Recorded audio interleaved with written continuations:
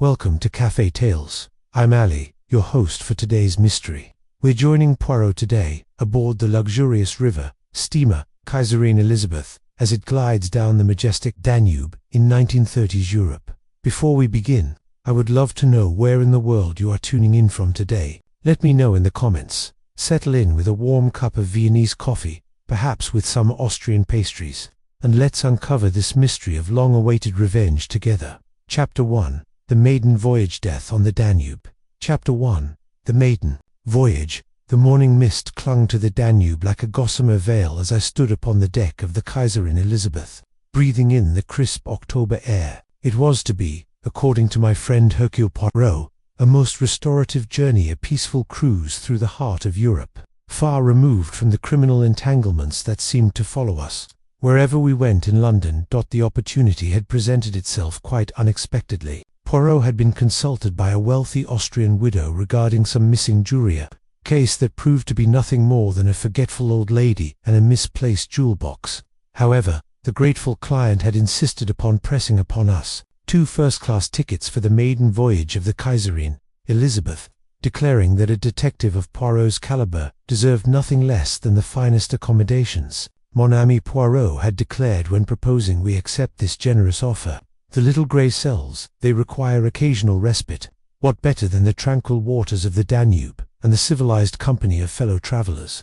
Besides, he had added, with a twinkle in his eye, it would be most discourteous to refuse such kindness. How wrong he was to prove. The Kaiserin Elizabeth was indeed a magnificent vessel, her brass fittings gleaming in the pale sunlight, and her mahogany-panelled corridors speaking of old-world elegance. She carried perhaps 30 carefully curated selection of the sort who could afford such luxurious accommodations. As we settled into our adjoining cabins, I reflected that this might indeed prove to be the peaceful holiday Poirot had promised. It was at dinner that first evening that I began to sense the undercurrents of tension that would soon engulf us. All we had been seated at the captain's table, a privilege that Poirot's reputation had secured for us. The captain, a jovial Austrian named Herr Lindemann, was regaling us with tales of the river's history when a man of perhaps 60 years entered the dining salon. He was tall and broad-shouldered, with steel-grey hair and the kind of commanding presence that comes from years of wielding authority. His expensive evening clothes could not quite disguise something indefinably coarse about his manner. "Ah," murmured the captain, "Herr Heinrich Müller, one of Germany's most successful industrialists. You know, made his fortune during the war, they say." I noticed Poirot's green eyes sharpen with interest at this introduction, though he said nothing. Müller's entrance seemed to cast a spell over the other diners. At a table near the windows, a young woman with short blonde hair and anxious eyes looked up from her untouched soup. She bore a resemblance to Müller, the same strong jawline and piercing blue eyes, though her expression held none of his confidence. His niece, Fräulein Greta Hoffmann, the captain informed us quietly. Charming girl, though she seems rather troubled about something. More striking still was the reaction of a distinguished gentleman seated across the salon. He was perhaps 50, with the bearing of a military man, and when he caught sight of Müller, his fork clattered against his plate, his face flushed a deep red, and I saw his hands clench into fists upon the white tablecloth. Herr Otto Brenner, the captain, continued his commentary. Also in business, I believe, though not quite so successful as Herr Müller. The most intriguing reaction, however, came from a woman seated alone at a corner table. She was perhaps 40, with the refined elegance that spoke of true aristocracy. Her dark hair was arranged in a sophisticated chignon, and her black evening dress was cut in the latest Paris fashion. When Müller appeared, she had been delicately sipping her wine, but her hand froze halfway to her lips. I watched, fascinated, as she set down her glass with exaggerated care. "The Countess Maravek," whispered the captain. "Serbian nobility, you know, lost everything during the war. Poor woman, but maintained such dignity." It was then that Müller himself approached our table. His manner was affable enough, though there was something in his eyes that reminded me of a man constantly looking over his shoulder. "Captain Lindemann," he said, his English heavily accented but precise, "I trust you will ensure we have a smooth journey. I have particular need of rest and quiet. Of course, Herr Müller, may I present Monsieur Hercule Poirot, the famous detective, and his friend, Captain Hastings." Muller's eyes narrowed slightly at the word detective, but he extended his hand cordially enough. Indeed, how fascinating. I hope, Monsieur Poirot, that your presence aboard our little ship does not presage any unpleasantness. Poirot's reply was smooth as silk. But naturally, Herr Muller, I am here purely for the pleasure of the voyage, though I confess I find myself already intrigued by the how shall I put it, the psychological atmosphere of our fellow passengers. Psychological atmosphere. Muller's laugh was not entirely convincing. Surely you read too much into things, monsieur. We are simply travelers seeking relaxation. Decord Poirot agreed. Yet observe, if you will, how the very mention of your name seems to affect the tranquility of the dining salon. I followed Poirot's discreet glance, and saw that he was right. The young woman Greta was now staring at her uncle with an expression of poorly concealed desperation. Herr Brenner had risen from his table and was making his way toward the salon doors, but not before casting a look of such hatred at Muller that it made me thoroughly uncomfortable.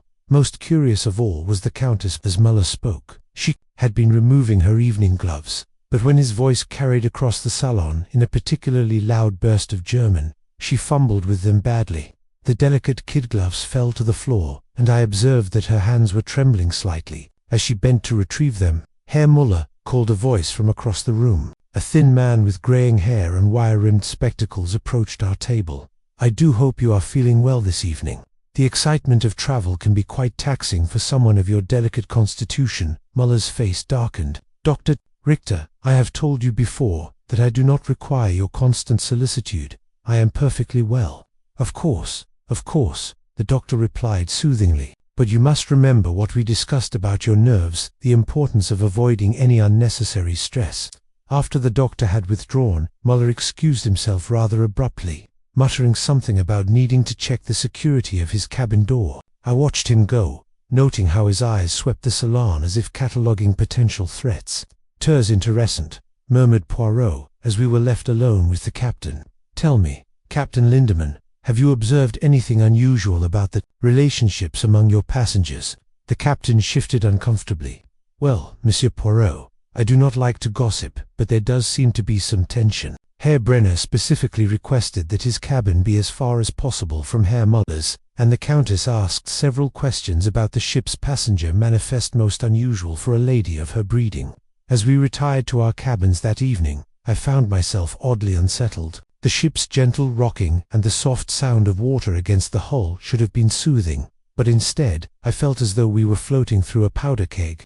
The undercurrents of hostility among the passengers were palpably, and the center of it all was Heinrich Muller, a man who seemed to inspire hatred wherever he went. I shared these observations with Poirot as we stood on the deck, watching the lights of a small village slip past in the darkness. "You are most perceptive, Hastings," he said thoughtfully.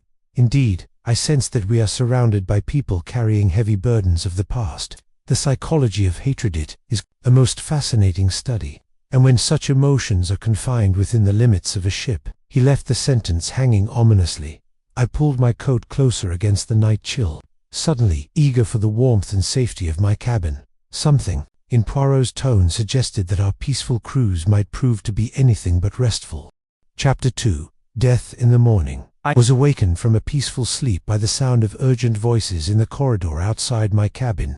The morning light filtered weakly through the porthole, suggesting it was still quite early, perhaps 7 o'clock. For a moment, I lay still, hoping that whatever disturbance had arisen would resolve itself without requiring my attention. However, the voices grew more agitated, and I heard the unmistakable sound of the captain's heavy footsteps hurrying past my door. Reluctantly, I rose and dressed quickly, then stepped into the corridor to investigate.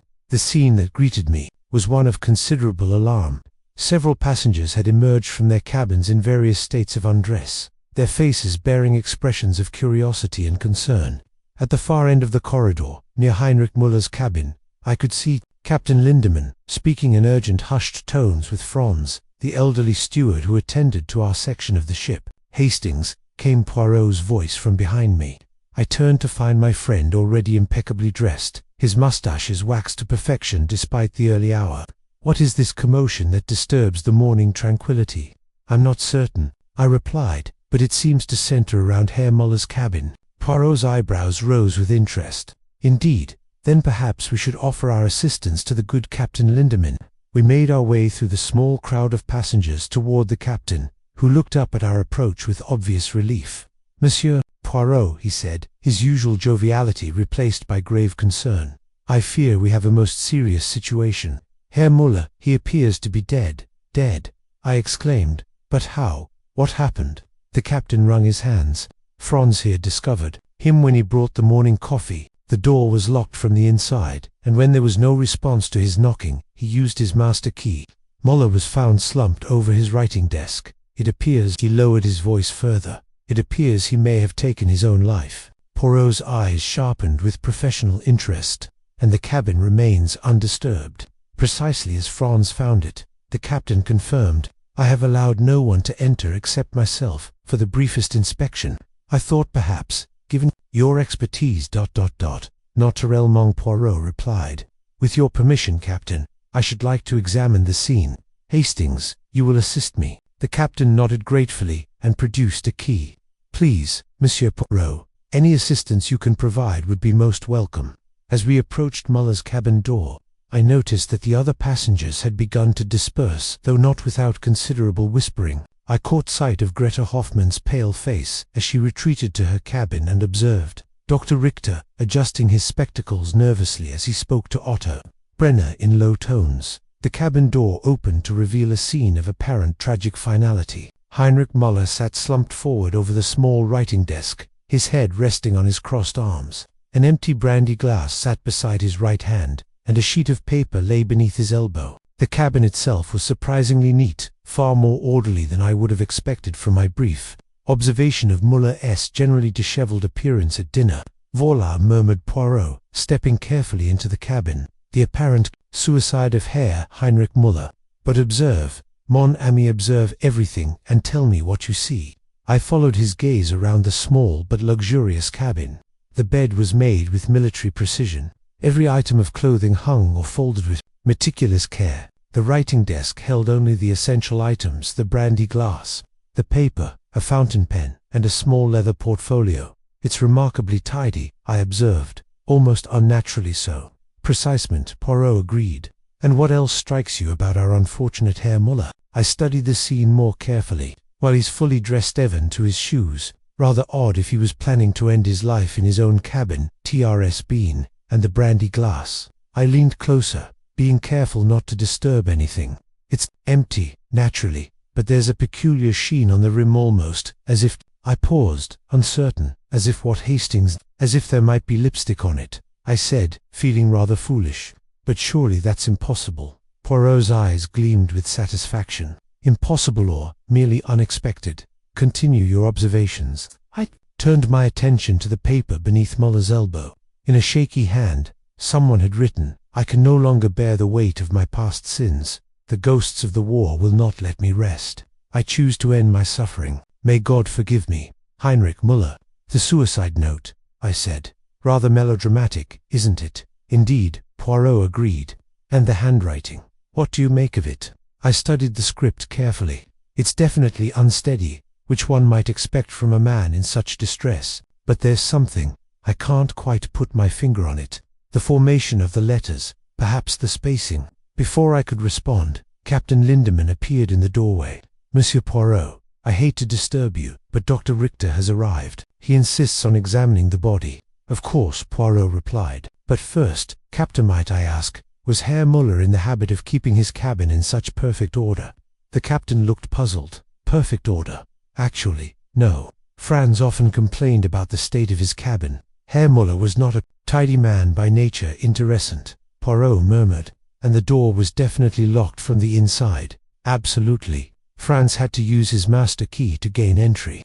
Dr. Richter entered the cabin, his face grave. He immediately went to examine Muller's body, checking for signs of life, though it was clearly too late for any such hope. "How long has he been dead?" I asked. "Several hours, I should estimate," Dr. Richter replied. "Perhaps, since the early hours of the morning, the body is quite cold."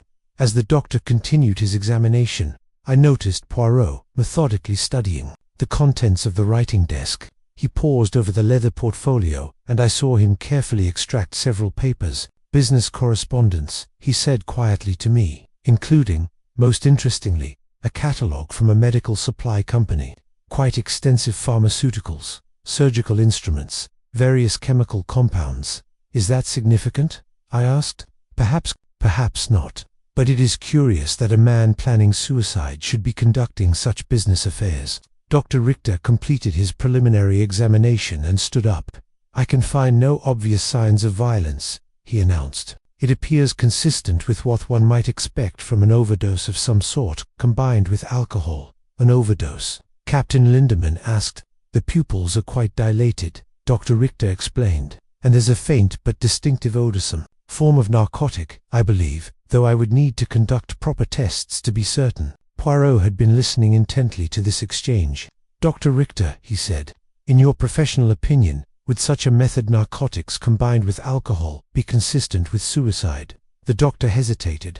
It is certainly possible, though. I must say, the combination suggests someone with considerable knowledge of pharmaceuticals. The dosage would need to be quite precise. Indeed, Poirot murmured, most educational. As we prepared to leave the cabin, Poirot paused at the threshold, and turned back for one final look at the scene. His eyes swept over every detail with the methodical precision of a man recording evidence for future consideration.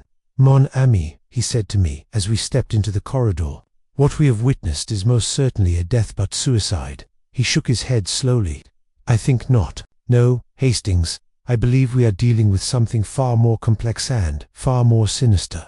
The implications of his words sent a chill down my spine as we made our way back to our own cabins. The peaceful cruise had now transformed into something altogether more ominous. Chapter 3: Secrets and Lies by Mid-Morning. The Kaiserin Elizabeth had taken on the atmosphere of a floating morgue. The news of Heinrich Muller's death had spread among the passengers, and conversations were conducted in hushed tones throughout the ship's public areas. Captain Lindemann had wisely confined the investigation to the small conference room adjacent to his quarters, where Poirot could conduct his inquiries with proper privacy. Mies Amos, Poirot announced to the assembled suspects, his manner both courteous and authoritative. I regret that circumstances require us to discuss such unpleasant matters. However, the death of Herr Muller presents certain irregularities that demand clarification. I observed the faces of our fellow passengers as Poirot spoke. Each bore the peculiar expression of someone trying to appear appropriately shocked, while harboring private thoughts they preferred to keep hidden. Greta Hoffmann sat with her hands folded tightly in her lap, her knuckles white with tension. Otto Brenner maintained an almost military bearing, though I noticed a muscle twitching in his jaw. Dr. Richter cleaned his spectacles repeatedly, while the Countess Merivek maintained an air of aristocratic composure that seemed somehow fragile. Now then, Poirot continued, let us begin with you, Fräulein Hoffmann. You were, I understand, Herr Muller's niece. Greta's voice trembled slightly as she replied, yes, Monsieur Poirot. My father was Heinrich's younger brother. He died in the war, and Heinrich became my guardian. And your relationship with your uncle, it was harmonious. A bitter laugh escaped her lips. Harmonious, hardly. Heinrich was not a man given to sentiment or familial affection. He provided for my education, yes, but only because it reflected well upon his reputation to have a respectable niece. Yet you chose to accompany him on this cruise, Poirot observed, gently. Greta, single quotes, composure cracked. I had little choice in the matter. My financial circumstances are desperate. I had hoped to persuade Heinrich to advance me my inheritance, or at least to provide me with a modest allowance. I am 28 years old, Monsieur Poirot, and I have never been permitted to earn my own living. Heinrich controlled every aspect of my life, and now with his death, your situation changes. I suppose it does, she admitted reluctantly. Heinrich often spoke of his will usually as a threat. He claimed to have left me everything but warned that any defiance of his wishes would result in my I never knew whether to believe him or not. Poirot nodded thoughtfully and turned his attention to Otto Brenner. Herr Brenner, you are also in business, I understand. Brenner's military bearing became more pronounced. I was in business, Monsieur Poirot, until Heinrich Muller destroyed everything I had built. Indeed, perhaps you would care to elaborate. The man's face darkened with remembered fury. My family owned a small pharmaceutical company in Munich. We manufactured medical supplies, bandages, antiseptics, pain medications, honest work serving those who needed healing. During the war, we could barely keep up with demand. Soldiers were dying for want of proper medical care. A noble calling, Poirot observed. Noble, yes, but not profitable enough for Heinrich Müller, Brenner continued bitterly. He approached us in 1943, offering to buy our entire stock at prices that seemed generous. What I didn't realize was that he was simultaneously negotiating with our competitors, driving up prices and creating artificial shortages. While German soldiers died from infected wounds, Müller was selling medical supplies to the highest bidder, often to our enemies. This is a serious accusation, Poirot said quietly. It is the truth, Brenner replied. My younger brother was among those who died not from enemy fire, but from gangrene that could have been prevented with proper medical supplies, supplies that Müller had cornered and was selling for 10 times their value. And your business? The war ended. Investigations into wartime profiteering began. Müller had been careful to implicate others while keeping his own hands clean. My family's company was accused of price manipulation. We lost everything: our factory, our reputation, our livelihood. I watched Brenner's face as he spoke, seeing the pain and rage that had clearly festered for years. Here was a man with motive aplenty for murder. Poirot turned next to Dr. Rick. Doctor, you mentioned yesterday that you had been treating Herr Müller. Perhaps you could enlighten us about his condition. Dr. Richter shifted uncomfortably.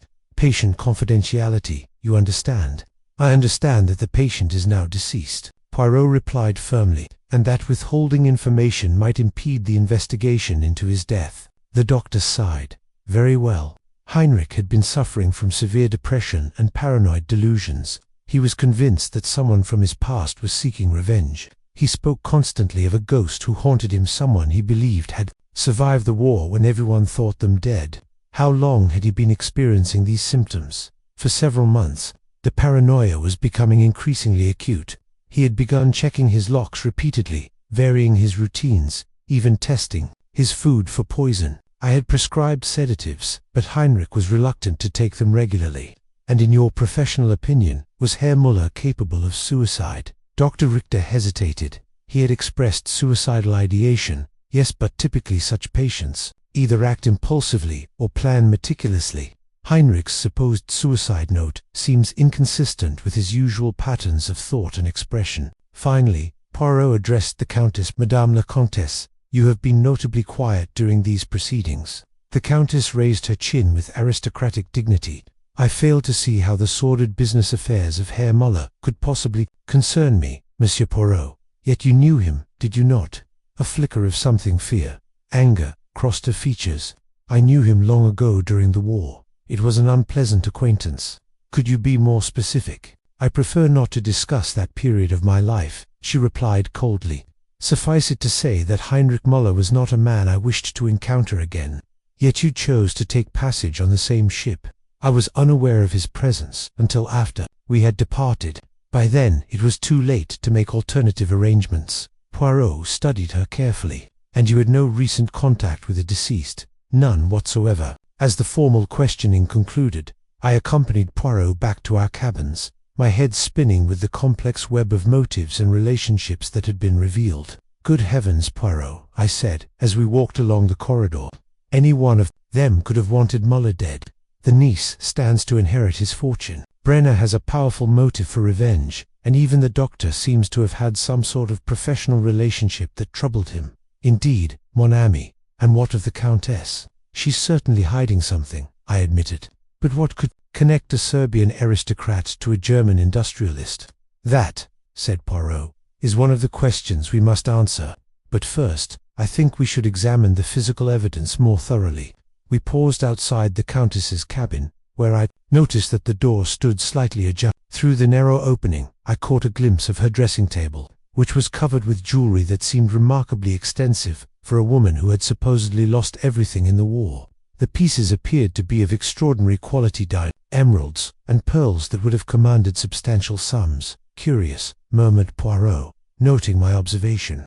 For someone who has lost her fortune, the Countess seems to have retained some rather valuable possessions. As we continued to our own quarters, I reflected on the morning's revelations. Each suspect had revealed compelling reasons to wish Heinrich Müller dead. yet each had also provided information that seemed to support the suicide theory. The case was becoming more complex rather than clearer, and I found myself increasingly confused about the direction of our investigation. Poirot, however, seemed energized by the contradictions and complications. His eyes held the gleam of a man who had found a puzzle worthy of his considerable abilities. Chapter 4. The Forgery. The afternoon sun cast long shadows across the Kaiserin, Elizabeth's polished deck as Poirot and I made our way to the captain's quarters. My friend carried with him the suicide note found in Muller's cabin, along with a magnifying glass and several other items he had requested from the ship's limited supply of writing materials. Voilà Hastings, Poirot announced as we settled into Captain Lindemann's private office. The time has come to examine this document with the attention it deserves. I watched as he spread the note carefully on the captain's desk, positioning it beneath the reading lamp. The shaky handwriting seemed to tremble even more under the bright light. I can no longer bear the weight of my past sins. The ghosts of the war will not let me rest. I choose to end my suffering. May God forgive me. Heinrich Muller. What strikes you about this note, mon ami? Poirot asked, his magnifying glass hovering over the paper. Well, it's written in a very unsteady hand, I replied, which seems natural enough for a man contemplating suicide. But observe the individual letters more closely, the formation of the M in Muller, for instance, and the way the H in Heinrich is constructed. I leaned closer, studying the script through Poirot's magnifying glass. It does seem rather deliberate, doesn't it? As if someone was trying very hard to make the letters appear shaky. Exactement, and now regard as checky. Poirot produced a business letter from Muller's portfolio. This is a genuine sample of Herr Muller's handwriting dated just 3 days ago. Note the natural tremor in his hand. He was, after all, a man of advancing years, but see how different it is from the supposed suicide note. The difference was indeed striking. Muller's genuine handwriting, while showing signs of age, had a confident flow that was entirely absent from the suicide note. Forged notes' shakiness seemed artificial, as if someone had deliberately tried to disguise their own hand. Good Lord, I exclaimed. It's a forgery. Mais, oui, and a rather skillful one. This was not the work of an amateur. Someone with considerable practice in such matters created this deception. Captain Lindemann entered at that moment, looking thoroughly harried. Monsieur Poirot, I hope you have made some progress. The passengers are becoming increasingly agitated, and I have the ship's owners demanding answers. Indeed, Captain, we have made significant progress, Poirot replied. The suicide note is a forgery. We are dealing with murder, not suicide. The captain's face paled. Murder? But how is that possible? The cabin was locked from the inside. Ah, that is a puzzle we must yet solve. But first, we must determine who among our suspects had access to samples of Herr Muller's handwriting. Our investigation into this question proved most illuminating. From Greta, we learned that she possessed several business letters from her uncle, mostly stern communications. Regarding her financial allowances, Otto Brenner admitted to having correspondence related to their wartime business dealings, documents he had preserved as evidence of Muller's treachery. Dr. Richter naturally had medical forms and prescriptions bearing Muller's signature, so any of our 3 principal suspects could have studied Muller's handwriting. I observed as we returned to the corridor. Precisement. But which one possesses the skill to create such a convincing forgery? This is not merely a matter of copying letters. It requires considerable practice and expertise. As we discussed this puzzle, I noticed a curious sight. Smoke was rising from the direction of the Countess's cabin, visible through her porthole. I say, Poirot, I said, pointing. Isn't that rather dangerous on a ship? Poirot's eyebrows rose. Sharply. Indeed, it is. Come, Hastings. We must investigate immediately. We hurried to the Countess's cabin, where I knocked firmly on the door. Madame la Comtesse, we noticed smoke. Is everything quite all right? The door opened to reveal the Countess, looking somewhat flustered, her usually perfect composure slightly disturbed. Behind her, I could see the small fireplace that heated her cabin, flames dancing merrily within. Oh, Monsieur Poirot, Captain Hastings, she said, her voice carefully controlled. How thoughtful of you to be concerned. I was merely burning some old papers, letters that I no longer wish to keep. Pardonnez-moi, Madame Poirot said smoothly, but might I suggest that burning papers aboard a ship is somewhat hazardous. Perhaps you would permit me to ensure the fire is properly contained." Before she could object, Poirot had stepped into the cabin. I followed, noting that the Countess seemed distinctly uncomfortable with our presence. The fireplace was indeed burning brightly, and I could see the charred remains of what appeared to be several documents. "Love letters, you understand," the Countess said quickly. "From long ago. A woman of my age prefers not to be reminded of past romantic entanglements." Poirot nodded sympathetically, but I noticed his eyes were studying the ashes with considerable interest. "Of course, Madame, we all have memories we prefer to forget." After ensuring the fire was safe, we took our leave, but not before Poirot had somehow managed to extract a small sample of the ashes, a skill he had perfected during our many investigations together. "Most convenient," he murmured as we walked away, "that the Countess should choose this particular moment to destroy personal correspondence. You think the timing is suspicious, mon ami? In my experience, when people begin burning papers during a murder investigation, those papers are rarely love letters." That evening, as we dressed for dinner, Franz the steward approached us with information that proved most intriguing. "Monsieur Poirot," he said quietly, "I remembered something about the night Herr Muller died. I was up late, my arthritis, you understand. It troubles me sometimes. I was walking the corridors, and I saw someone near Herr Muller's cabin very late at night." "Indeed. And what time was this?" "Perhaps 2 o'clock in the morning. I saw a figure in evening dress, elegant clothes, you understand. They seemed to be listening at the door." "Could you see who it was?" Franz shook his head regretfully. "The corridor was too dark, and I did not wish to intrude, but I remember thinking it was strange. Why would someone be dressed so formally at such an hour?" "Très intéressant," murmured Poirot. "And you were certain it was evening dress?" "Oui, definitely. Very elegant, very formal-like. Someone had been to a fine party." After Franz departed, I found myself increasingly puzzled by the accumulating evidence. "Evening dress at 2 in the morning," I mused. "That's certainly odd." "Indeed," Poirot agreed. "And when we consider that all our suspects retired to their cabins shortly after dinner, one must wonder who was wandering the corridors, in formal attire at such an hour." Later that evening, Poirot examined the ashes he had collected from the Countess's fireplace. Using his magnifying glass and infinite patience, he managed to piece together several fragments of charred paper.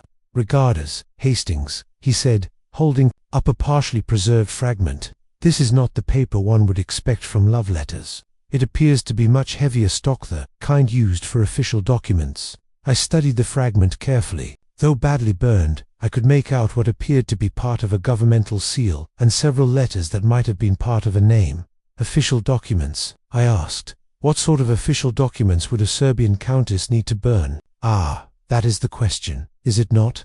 And why burn them now when their owner has just died under suspicious circumstances?" As we prepared for bed, I found myself more confused than ever. The forgery of the suicide note had eliminated the possibility of suicide, but it had also opened up a bewildering array of new questions. Who among our suspects possessed the skill to create such a deception? What was the significance of the burned documents? And who was the mysterious figure in evening dress seen near Muller's cabin in the early hours of the morning? The peaceful cruise that Poirot had envisioned was proving to be anything but restful, and I sensed that we had only begun to scratch the surface of the complex web of deceit that surrounded Heinrich Muller's death. Chapter 5. Wartime Ghosts. Morning brought with it a grey, overcast sky that seemed to mirror the increasingly somber atmosphere aboard the Kaiserin Elizabeth. As Poirot and I made our way to the dining salon for breakfast, I noticed that the passengers had begun to segregate themselves into small, suspicious groups. The easy camaraderie of the first evening had been replaced by an air of mutual distrust that hung over the ship like a pall. "Mon ami," Poirot observed as we took our seats. "Observe how the knowledge of murder changes the dynamics of human behavior. Yesterday these people were merely fellow travelers. Today each regards the others as potential killers." Indeed, the change was striking. Otto Brenner sat alone at a corner table, his military bearing more pronounced than ever, while Greta Hoffmann picked nervously at her breakfast, her eyes darting about the room with obvious anxiety. Dr. Richter appeared to be deep in conversation with Captain Lindemann, their voices low and urgent. Most notably, the Countess was absent from the dining salon altogether. It was after breakfast that Poirot suggested we conduct a more thorough examination of Muller's personal effects. Captain Lindemann had sealed the cabin pending our investigation, and with his permission, we began a systematic search of the deceased's belongings. "Regard us," Poirot said, lifting a leather-bound volume from Muller's bedside table. Herr Muller was a reader of military histories most appropriate for a man who profited so handsomely from warfare. As he opened the book, a photograph fluttered to the floor. I bent to retrieve it, noting immediately that it was an old wartime photograph, yellowed with age. It showed a younger Heinrich Muller in what appeared to be a military uniform, standing beside a woman in nurse's clothing. The woman's face had been deliberately and violently scratched out with a pen or sharp instrument. "How curious," I observed. "Someone has taken great pains to obliterate this woman's features." Poirot studied the photograph with intense interest. "Indeed, and observed the setting. Hastings, this appears to be a field hospital. Note the medical tent in the background. The woman's uniform suggests she was a nurse possibly working in the same area as our Herr Muller. But why scratch out her face so deliberately? Ah, that is the question. One does not typically deface a photograph unless the subject evokes strong emotions, love, hatred, or perhaps guilt." Our search of Muller's effects revealed several other items of interest. Among his business papers, we found detailed correspondence regarding pharmaceutical supplies, including several invoices for unusually large quantities of morphine, antibiotics, and surgical instruments. The dates on these documents were all from the war years, and the prices listed were astronomical. "Good heavens!" I exclaimed, studying one particularly damning invoice. He was charging 10 times the normal price for basic medical supplies, precisement, and observed the destinations. Some of these shipments were going to locations that would have been in enemy hands. It was then that Otto Brenner appeared in the doorway, his face grim. "Monsieur Poirot," he began without preamble, "I understand you are examining papers. Perhaps it is time I told you the complete truth about that man's wartime activities."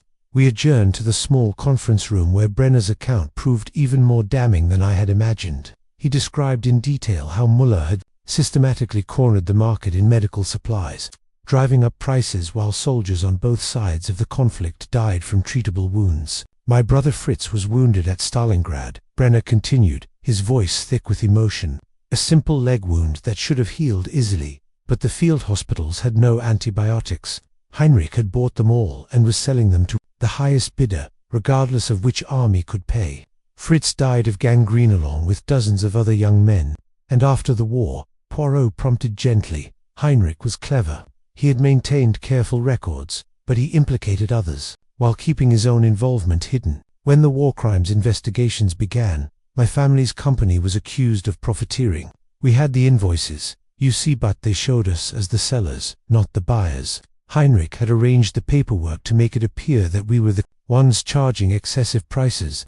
A most sophisticated deception," Poirot observed. "It destroyed us completely, not just financially, but socially. My father died of shame, convinced that his name would forever be associated with profiteering. My mother never recovered from the disgrace, and Fritz died for Heinrich's greed. After Brenner left, we sought out Dr. Richter, who had been avoiding us since the morning. We found him in the ship's small medical bay, reviewing what appeared to be patient files. Dr. Poirot said, without preamble, "I believe it is time you told us the complete truth about Heinrich Muller's condition." Dr. Richter removed his spectacles and cleaned them nervously. "I had hoped to maintain patient confidentiality, but under the circumstances being that your patient is dead and we are investigating his murder," Poirot said firmly. "Very well," the doctor sighed. Heinrich had been suffering from what I can only describe as severe paranoid delusions. He was convinced that someone from his past, someone he believed to be dead, was alive and seeking revenge. Did he mention any specific individual? He spoke of a woman, a nurse he had known during the war. He claimed she had discovered his business arrangements and had threatened to expose him. According to Heinrich, she died in a bombing raid, but he had become convinced that she had somehow survived and was now hunting him. "And you treated him for this condition?" "I prescribed sedatives and advised him to seek psychiatric care." But Heinrich was a proud man. He refused to believe that his fears were irrational. He insisted that this woman was real, that she was close to him, and that she meant to make him pay for his crimes. Dr. Poirot said carefully, "In your examination of the body, did you note anything unusual about the compounds in Herr Muller's system?" "Actually, yes. Beyond the narcotic that killed him, there were traces of several other substances. Mild sedatives certainly, but also some rather unusual compounds that I couldn't immediately identify. Unusual in what way? They appeared to be experimental pharmaceuticals, compounds that might have been available during the war but are rarely seen today. It was as if someone with extensive knowledge of wartime medical supplies had been preparing him. Perhaps, that afternoon, Poirot decided to test the Countess's story about her Serbian estate. Through the ship's wireless, he contacted several European authorities requesting information about the Moravec family properties. The response, when it came, was illuminating. According to the Serbian government, the Moravec estate had indeed been destroyed during the war, but the family records showed no surviving female heir. More significantly, the Countess's supposed family castle had been demolished, not by bombing but by the retreating German army in 1944. Terse interessant, Poirot murmured as he read the wireless message. The Countess's story has several significant inconsistencies. You think she's lying about her identity? I think, mon ami, that our elegant Countess is not what she appears to be. The question is, who is she really, and what is her connection to Heinrich Müller? That evening, as we prepared for what would prove to be our final dinner aboard the Kaiserin Elizabeth, I found myself increasingly troubled by the accumulating evidence. The photograph of the mysterious nurse, the traces of unusual compounds in Müller's system, and the Countess's fabricated background all seemed to point toward a common conclusion. Poirot, I said, as we dressed for dinner, do you think it's possible that this mysterious nurse, the one Müller believed was hunting him, could actually be alive? Ah, Hastings, you begin to see the shape of the truth. Yes, I believe it is not only possible but probable. The question is, which of our suspects is she? As we made our way to the dining salon, I reflected on how quickly our peaceful cruise had transformed into a complex murder investigation. The wartime ghosts that had haunted Heinrich Müller seemed to have reached out from the past to claim their revenge, and I had the distinct feeling that the most shocking revelations were yet to come. Chapter 6. False Confessions. The morning of our third day aboard the Kaiserin Elizabeth dawned with an unexpected drama that would shake the foundations of our investigation. I was awakened by urgent knocking at my cabin door, and found Captain Lindemann standing in the corridor, his face bearing an expression of profound relief mixed with confusion. "Captain Hastings," he said breathlessly, "you must come at once. Herr Brenner has requested to speak with Monsieur Poirot immediately. He claims he wishes to confess to the murder of Heinrich Müller." I dressed hastily and accompanied the captain to Poirot's cabin, where we found my friend already impeccably groomed, despite the early hour. His eyes held that peculiar gleam that indicated his mind was working at full capacity. "Ah, Hastings," he said, adjusting his tie with characteristic precision, "it appears our case has taken a most unexpected turn. Shall we hear what Herr Brenner has to say?" We made our way to the conference room, where Otto Brenner sat rigidly upright, his military bearing more pronounced than ever. His face was pale, but determined, and his hands rested steadily on the table before him. He looked, I thought, like a man who had reached some momentous decision. "Monsieur Poirot," Brenner began without preamble, "I can no longer bear the weight of deception. I killed Heinrich Müller, and I am prepared to face the consequences of my actions." Captain Lindemann exhaled audibly, clearly relieved at this apparent resolution to the crisis. However, I noticed that Poirot's expression remained skeptical. His head tilted slightly to one side in the manner that indicated he was not entirely convinced. "Vraiment," Poirot replied mildly. "This is most interesting, Herr Brenner. Perhaps you would care to explain the circumstances of this ... confession." Brenner's jaw tightened. "I have told you of my brother's death, of the destruction of my family's honor. For years I have carried the burden of knowing that Heinrich Müller lived in luxury, while better men died because of his greed. When I learned he would be aboard this ship, I saw it as Providence an opportunity to exact the justice that the courts had failed to deliver." "And how precisely did you accomplish this justice?" Poirot asked, his tone remaining conversational. "I gained access to his cabin using a duplicate key," Brenner replied steadily. "I had observed the steward's routine and managed to obtain an impression of his master key during the first evening. I entered Müller's cabin while he slept and forced him to drink a fatal dose of morphine dissolved in brandy." "Ah, you compelled him to drink poison," Poirot observed, "and he offered no resistance. He was already heavily sedated." Dr. Rick had prescribed medication for his paranoid delusions, and I had managed to increase the dosage earlier that evening. He was barely conscious when I entered his cabin. I found myself impressed by the apparent thoroughness of Brenner's confession.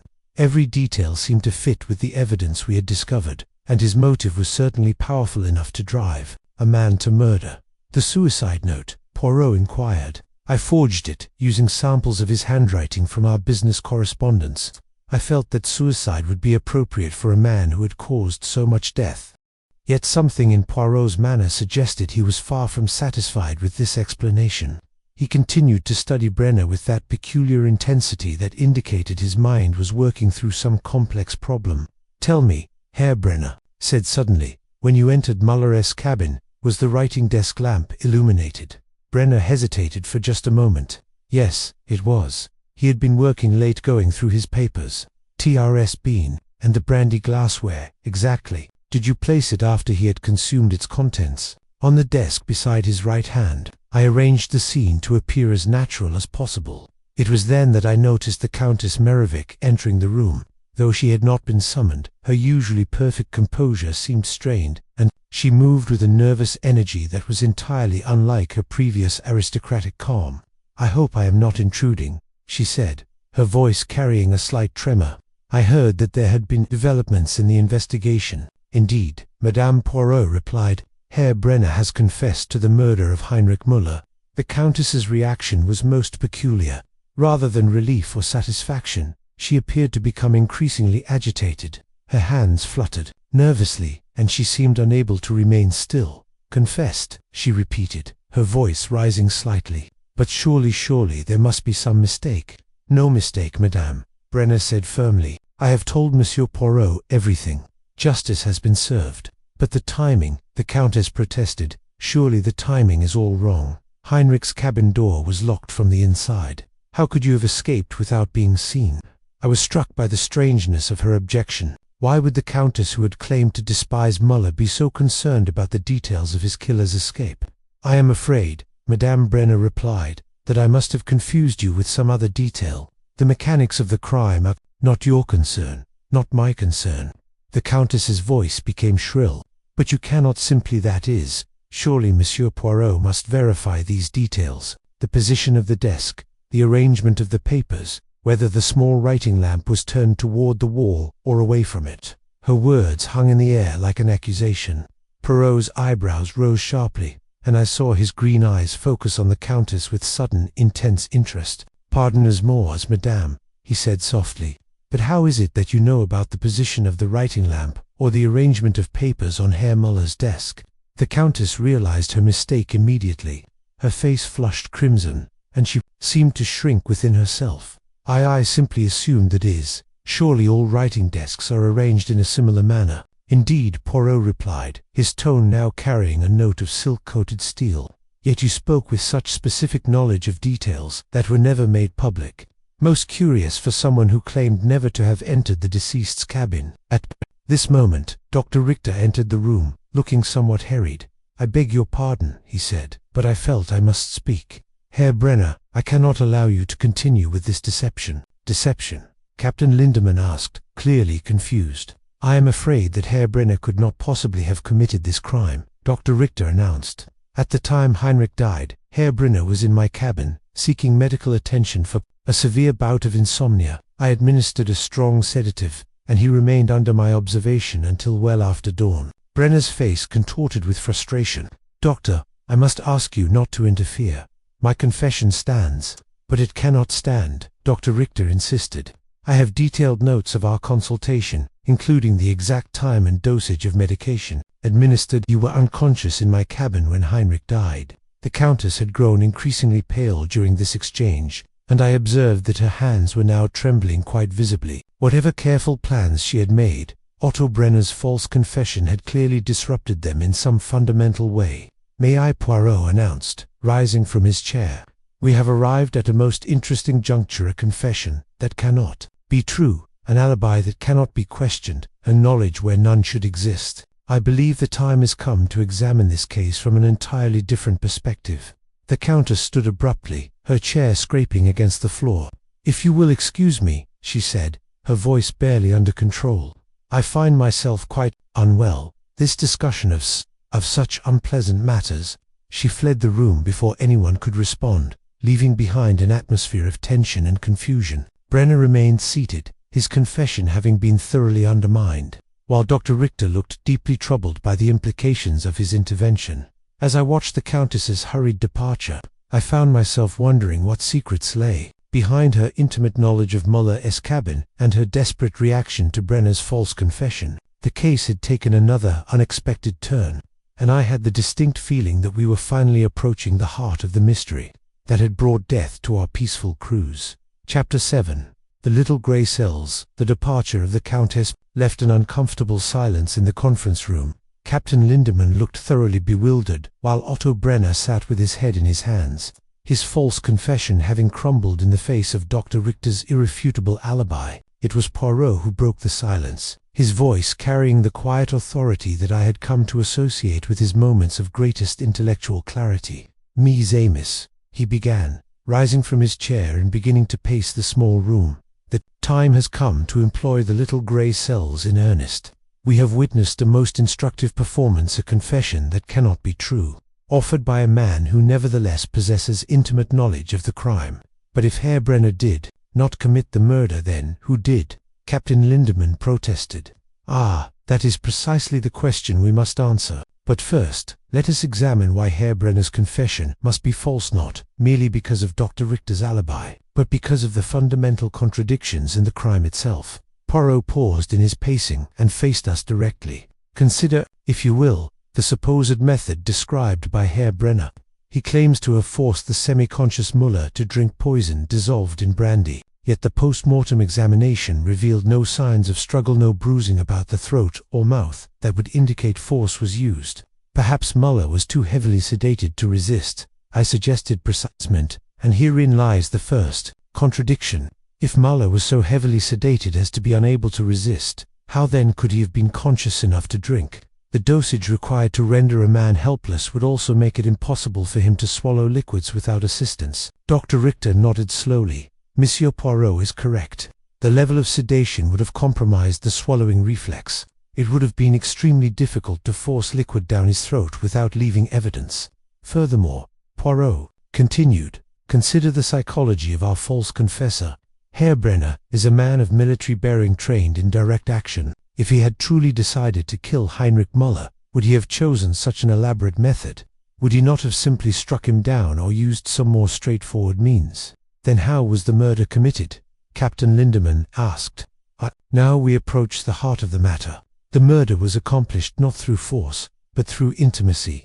The killer was someone Muller trusted, someone who could enter his cabin without arousing suspicion, someone who could sit with him and share a drink, someone who could administer poison in a manner that seemed natural and unthreatening. I felt a chill of understanding begin to creep over me.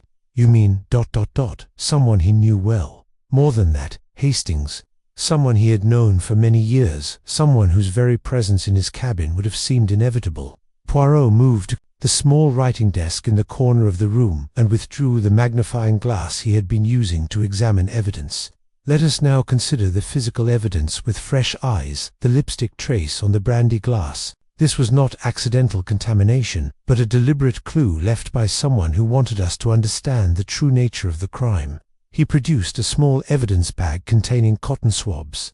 "I have taken samples of cosmetics from each of our female passengers. The lipstick found on the murder weapon is a very specific shade rouge noir by Coty, a color that was particularly popular during the war years but is rarely seen today, and it matches exactly the lipstick found in the Countess's cabin. But more significantly, it is a shade that would have been readily available to a woman working in a field hospital during the war." Dr. Richter leaned forward with interest. "You're suggesting that the killer was a nurse?" "I am suggesting that the killer was the nurse, the woman whose face was so violently scratched from Heinrich Muller's photograph, the woman he believed to be dead but who haunted his paranoid delusions." "But the Countess," I protested. "She's Serbian nobility. Surely she couldn't be R. Hastings." "But what if the Countess Moravec is not who she claims to be? What if she is, in fact, someone else entirely? Someone who has assumed a false identity for the specific purpose of approaching Heinrich Muller?" Poirot moved to the window and gazed out at the Danube flowing past. "Consider the evidence we have gathered.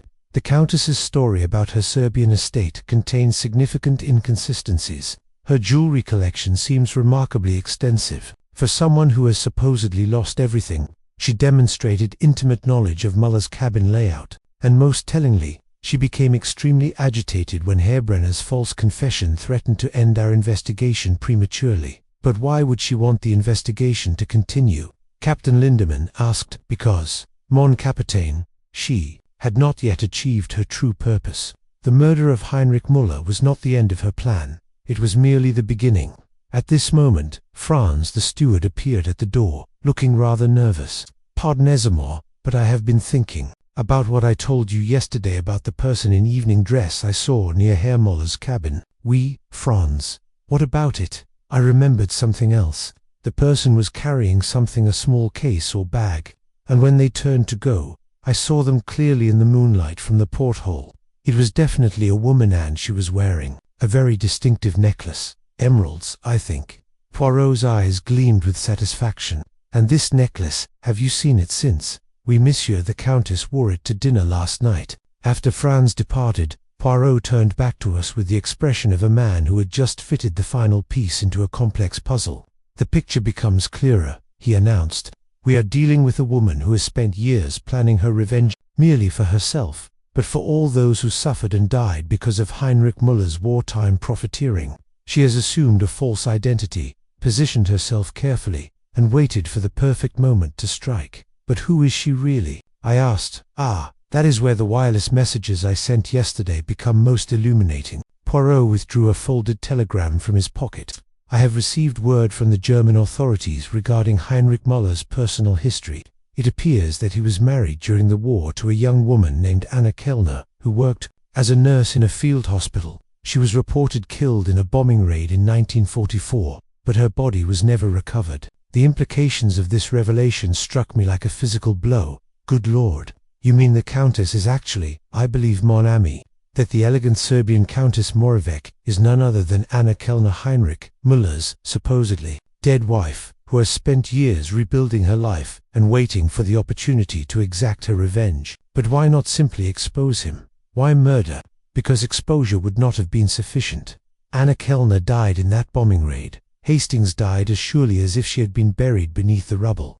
The woman who emerged from the war was someone else, entirely someone, who had witnessed the true cost of her husband's greed and had determined that he must pay the ultimate price. I found myself struggling to process the complex psychology behind such an elaborate deception. "The patience it must have required," I murmured, "the careful planning, the assumption of an entirely new identity. Indeed, and now we must determine her ultimate objective, for I am convinced that Heinrich Muller's death was not the end of her plan, but merely the first step in a more complex scheme."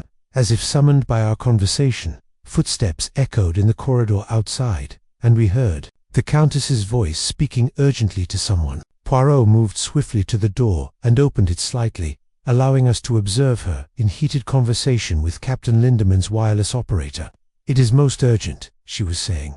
"The message must be sent immediately to the Swiss authorities. There are certain financial arrangements that must be completed before we reach port." Poirot closed the door quietly and turned back to us with a grim expression. "I believe, Ms. Amos, that we are about to witness the second phase of Anna Kellner's long-planned revenge, and, unless we act quickly, she may yet succeed in escaping justice for her crimes."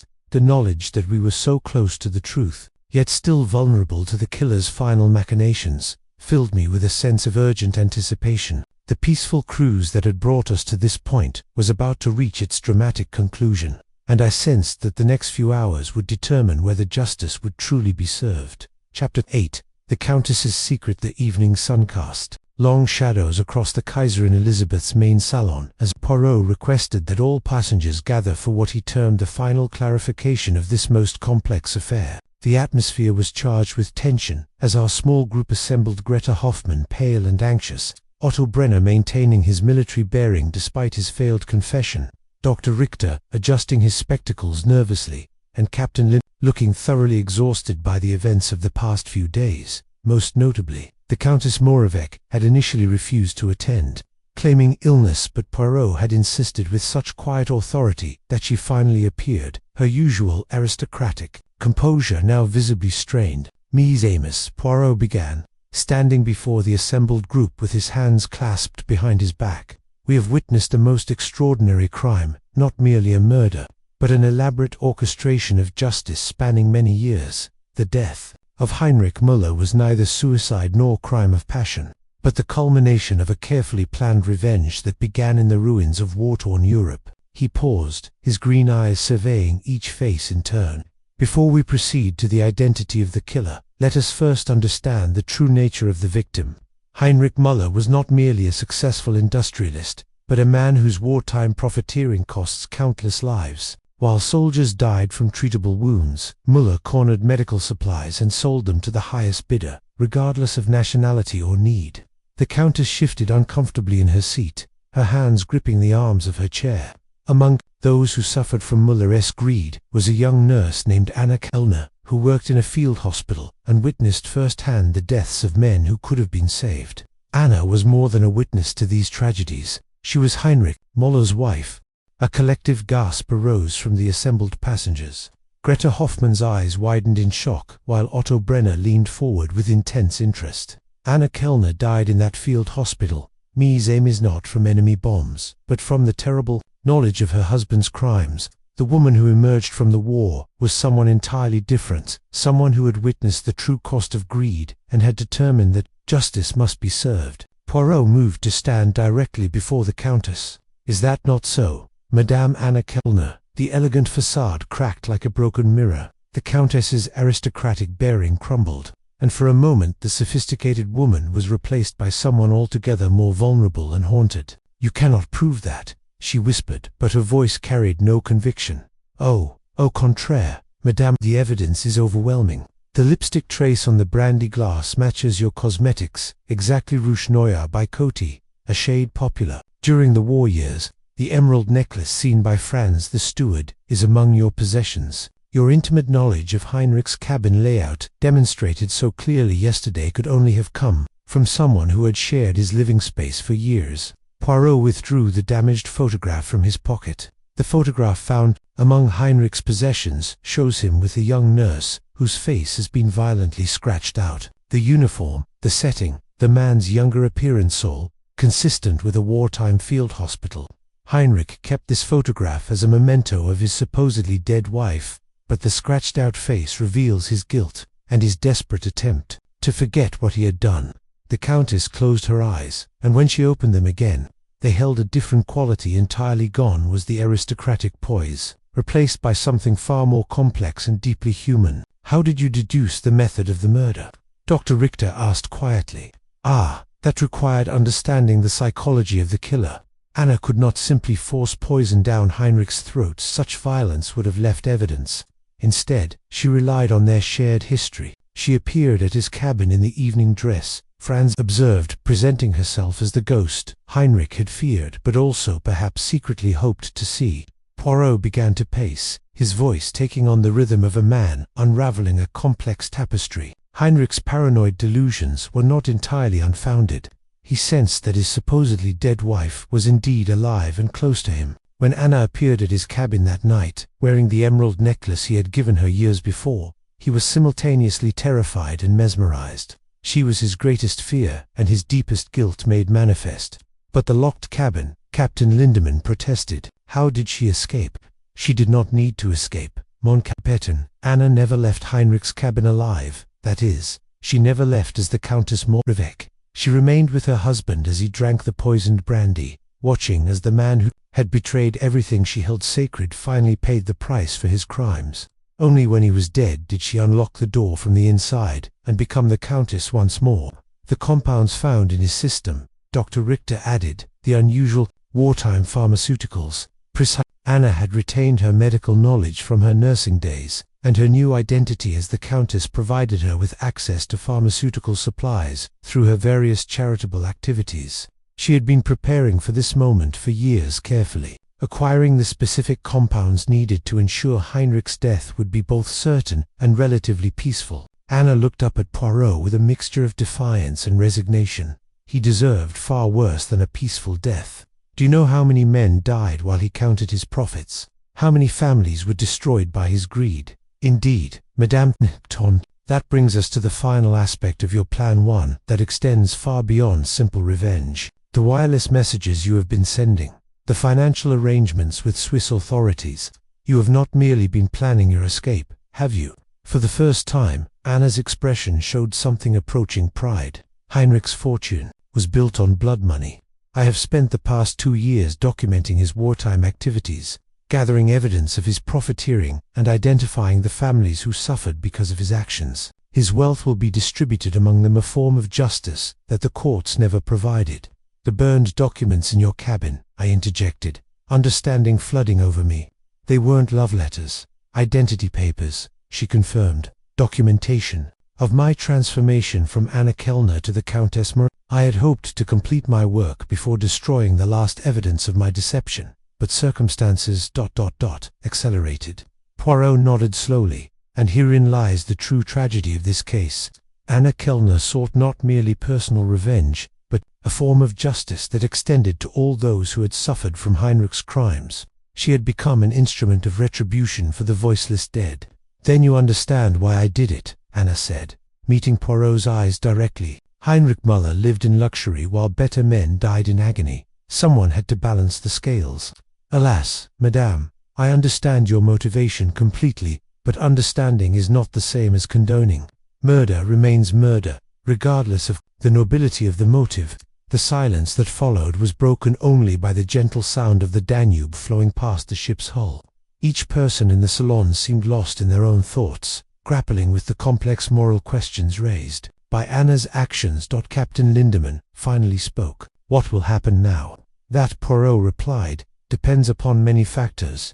The authorities in Vienna will need to be notified, and there will be legal proceedings. But I suspect that when the full extent of Heinrich Müller's wartime crimes becomes known, there will be some who view Anna's actions as justice rather than murder. As the gathering began to disperse, I found myself reflecting on the extraordinary woman who had orchestrated such an elaborate revenge. Anna Kellner had died in that field hospital, consumed by the knowledge of her husband's betrayal. The Countess Moravec had been born from that death, carrying within her not only the desire for personal vengeance, but also the determination to serve justice for all those who had suffered. The peaceful cruise that Poirot had envisioned had indeed become a journey into the darkest corners of human nature, but it had also revealed the complex motivations that drive people to extraordinary acts. As the Kaiserin Elizabeth continued its stately progress down the Danube, I found myself pondering the eternal questions of justice and revenge and wondering whether the line between them was as clear as I had once believed. In the end, the case of Heinrich Müller's death would be remembered not merely as a clever murder mystery, but as a profound meditation on the costs of war, the nature of justice, and the lengths to which a determined individual will go to balance the scales of moral accounting. Anna Kellner's long journey from grieving widow to avenging angel had reached its conclusion, but the questions raised by her actions would linger long after the Kaiserin Elizabeth reached its final destination. Thanks for joining us for Death on the Danube. If you enjoyed this intricate tale of wartime profiteering and elaborate revenge, don't forget to hit subscribe for more mysteries daily. Until next time, this is Ali signing off from Cafe Tales.